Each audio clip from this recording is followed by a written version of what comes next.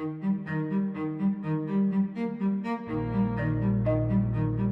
we're putting pressure on ecosystems of all kinds, polar, alpine, tropical rainforests, dryland areas, we're of course also putting tremendous pressures on our marine ecosystems and the oceans. We know that we're changing basic ocean chemistry. We know that we are poisoning the oceans with the pollution of coming from huge oil spills and other disasters. And we are also degrading the biodiversity in the oceans through human activities, especially through the overfishing and overharvesting of marine life. The oceans cover 3/4 of the Earth's surface area. And we know, of course, as we've discussed many times, that our huge cities around the world hug the oceans, depend on the oceans for trade, for economic activity, for our food supplies, for our proteins and invaluable nutrients such as omega-3 fatty acids from our fish intake. Back in 1950, the estimate is that the total ocean catch measured in total metric tons was somewhere around 20 to 30 million metric tons of fish catch. By 1990, that had become around 90 million metric tons, perhaps a factor of 3 or 4 increase globally in how much we were taking from the oceans. And that is even an underestimate of the true effect, because those numbers, as conventionally reported, don't measure what we discard and throw back in the oceans. When fishermen catch fish in the nets, they also bring in a lot of bycatch or unintended catch of marine life that they don't want. And that's not counted in the harvesting of the fish, but it is an absolutely core part of the actual over-harvesting of marine ecosystems. You're looking here at a fascinating graph which has a very important message and reality to it. The blue area shown here is the capture from the oceans. It's the amount of fish taken and marine life taken in metric tons year by year. And it rose sharply, as I said, up to the 1990s, and then more or less leveled off. You might say that's a good thing, but in a way it was force majeure in the sense that that leveling off reflects the collapse of many fisheries around the world that had increased the take so much that they had driven the fisheries to depletion, to crisis, so that the amount that could be taken out was limited. Increases were no longer possible, and in many cases, such as near my former home when I was a professor at Harvard University up in New England, a complete closure of the cod fisheries because of the collapse of the cod fisheries after so much heavy fishing for so many decades. So that leveling off is a reality that came from the enormous pressures being put on ocean fisheries. It doesn't mean that we've reached an equilibrium, because many fisheries around the world continue to be driven towards depletion and are in a situation of crisis. Now, on top of that is another green area of rising production of aquaculture. This is going to managed fisheries, not in the open sea catch as in traditional fishing, but in raising fish industrially, either on the coasts in many cases or in inland areas that are suitable for growing fish.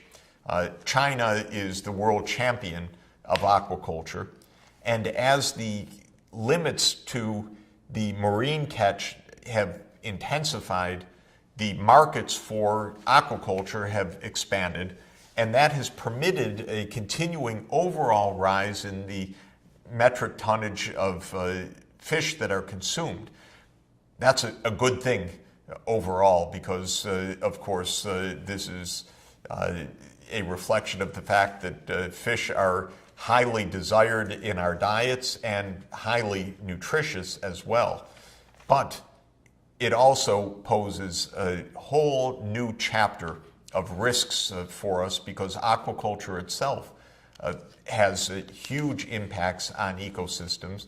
The cultivation of fish in managed locales at the coastline or in fish farms in the interior can lead to spread of disease, can lead to excessive nutrient flows of many kinds, can threaten the biodiversity of wild fish through escaped varieties from managed fisheries in aquaculture, and so forth.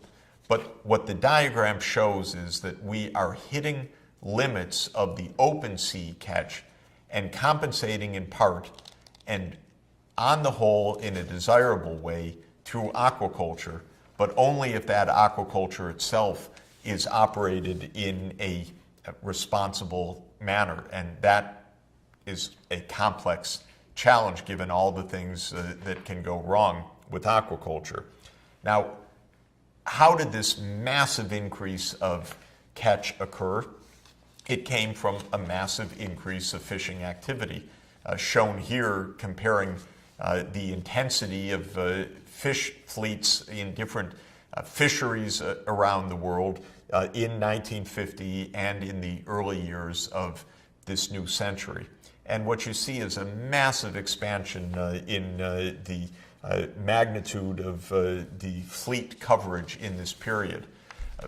There were huge technical advances in the use of massive long line nets, which allowed for much greater capture, in the use of all kinds of remote sensing, satellite imagery and other kinds of sensing to identify where the fish are located, in the use of ocean bottom trawling that just scrapes up the fish on the ocean floor and other marine life, often completely devastating those highly complex, highly biodiverse marine ecologies as a result of all of this.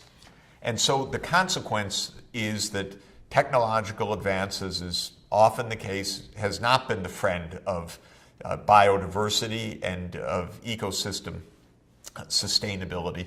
It has led to a huge depletion of fisheries, a huge loss of biodiversity, and a huge threat to the productivity of these marine ecosystems.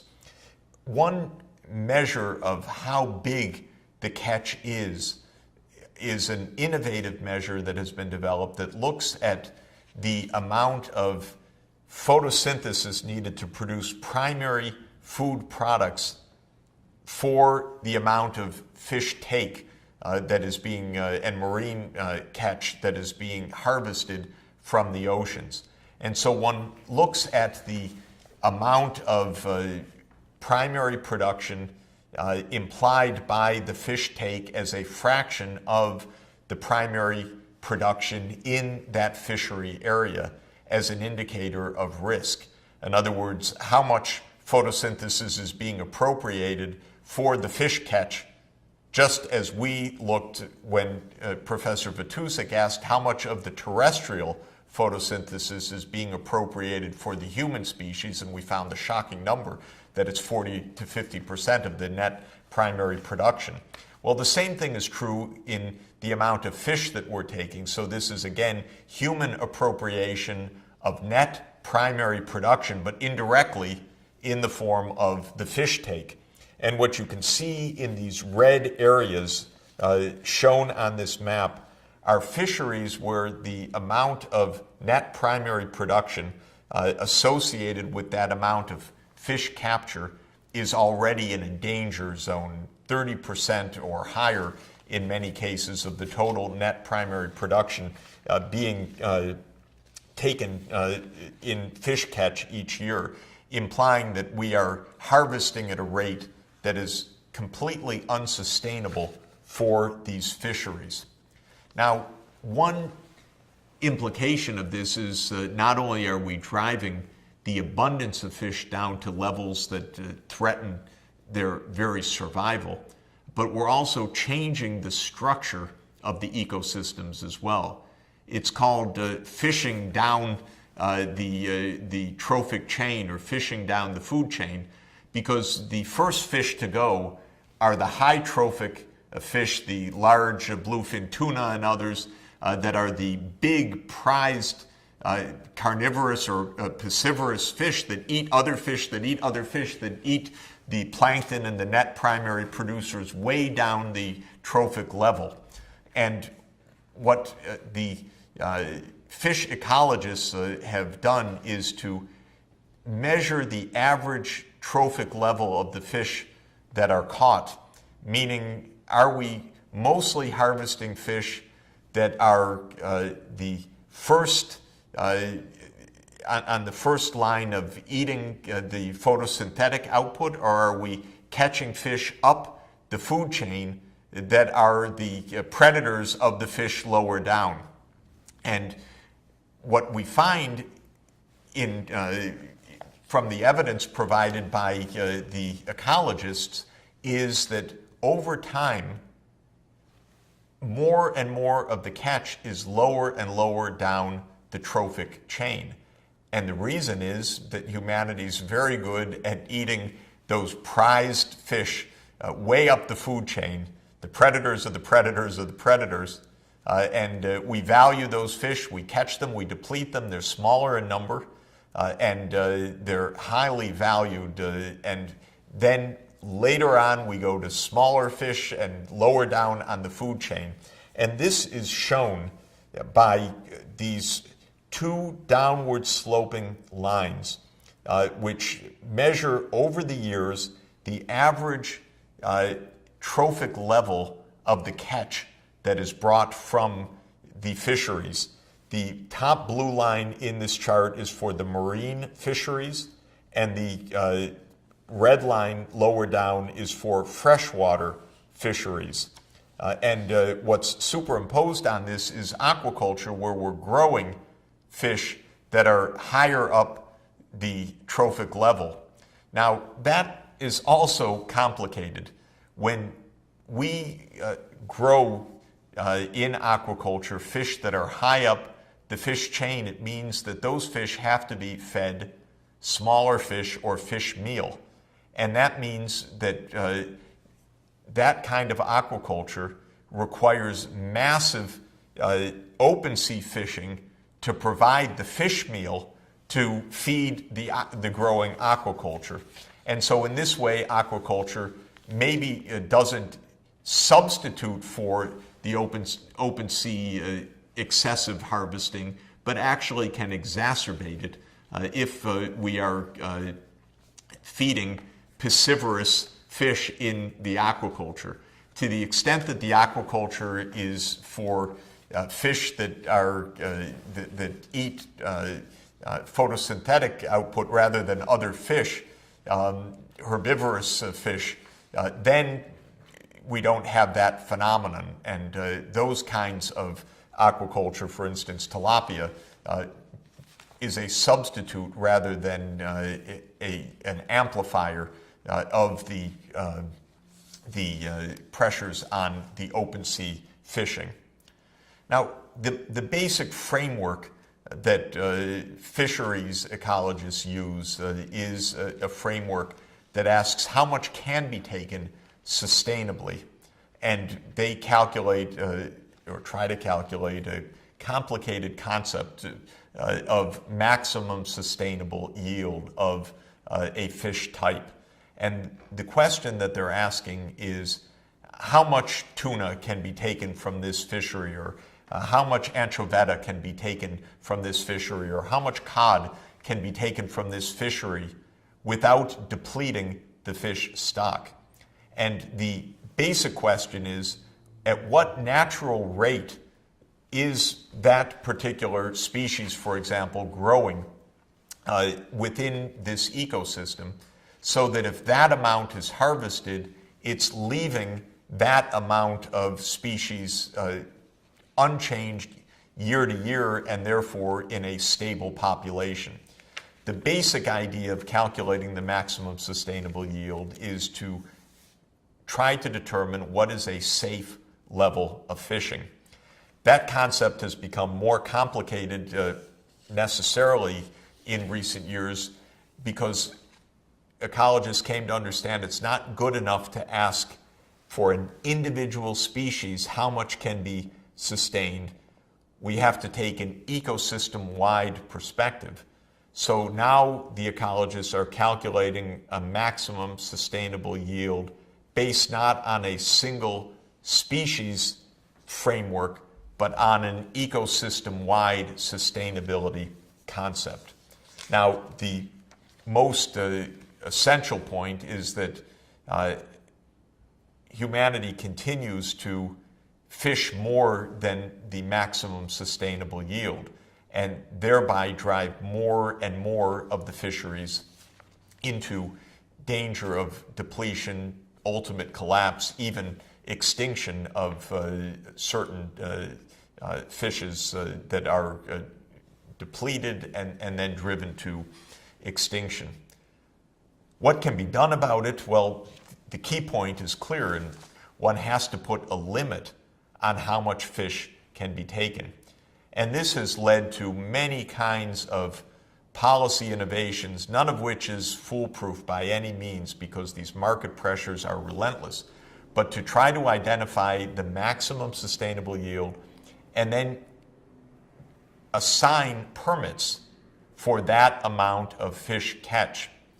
And in some cases to allow those permits to be traded among individual fishermen, in which case they're individual fish quotas, or among groups or companies, but a kind of tradable permit system where the total number of permits given is in correspondence with what the ecology tells us is a sustainable amount of fishing, is the main policy direction that has been taken. But with all of the lobbying pressures, more quotas, don't tell us there are limits, with all of the illegality of unmonitored and undocumented and illegal fishing, these systems have in some cases shown results, but in other cases have essentially been brushed aside by legal and illegal forces, political and economic, that have meant that the depletion has continued despite the attempt to put on these kinds of limits. Well, if the oceans were troubled only by the extent of harvesting of marine life, we'd have trouble enough. But it's important for us to remember that the kinds of assaults of humanity on marine ecosystems is coming from many, many different directions. This map is showing the corals at risk along the coasts of the world and emphasizing that the reasons for this risk are multiple, as usual. Tourism, overfishing, overexploitation of the coral reefs, harvesting of the corals themselves, using dynamite for fishing, pollution, sedimentation, human activities driving corals also to depletion, to threat of extinction for many coral species because of climate change and direct impacts on the coral reefs all over the world. This map is showing what we've mentioned many, many times, and that is the runoff of nitrogen and phosphorus leading to eutrophication and to hypoxia, to dead zones, depleted of oxygen along the coasts of the rivers. Look at the entire eastern coast of the United States and the Gulf of Mexico coast of southern United States, especially where the Mississippi River enters the Gulf of Mexico. the massive amount of dead zones there. Similarly, we see that in the North Sea. We see it around China and Korea and Japan, where there's a tremendous amount of eutrophication taking place. And this map we've seen before is the step-by-step acidification of the oceans as the high concentrations of CO2 dissolve in the oceans, create H2CO3, carbonic acid.